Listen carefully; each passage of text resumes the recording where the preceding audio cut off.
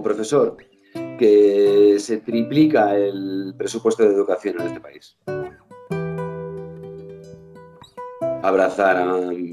me emociono, abrazar a mi hija, a mi familia, a mis amigos. Sí, los abrazos. Poder ayudar gratis a millones de chavales y que no haya tenido que dejarlo por falta de posibilidades para poder hacerlo. Tengo la suerte de tener más trabajos. Poder ayudar gratis a millones de chavales. Ver la aurora boreal, que lo intenté el año pasado y no pude.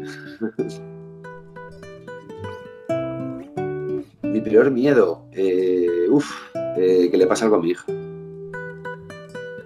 En la calle jugando con mis amigos todo el día, a las chapas o a lo que fuera.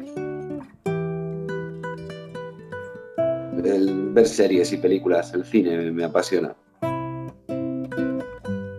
Black Mirror, que algunos lo habréis visto ya, me parece buenísima de las últimas que he visto. Y luego Years and Years, de la BBC, también muy distópica, con cosas que está entre Black Mirror y la realidad, con lo cual da un poquito más de miedo todavía. Years and Years. Si fuera un libro, exprimiendo segundos. Es el título de una poesía, que es leitmotiv de mi vida.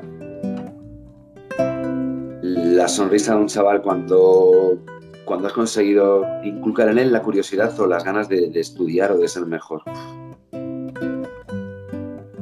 Cuando no consigues animarle lo suficiente como para que no se rinda.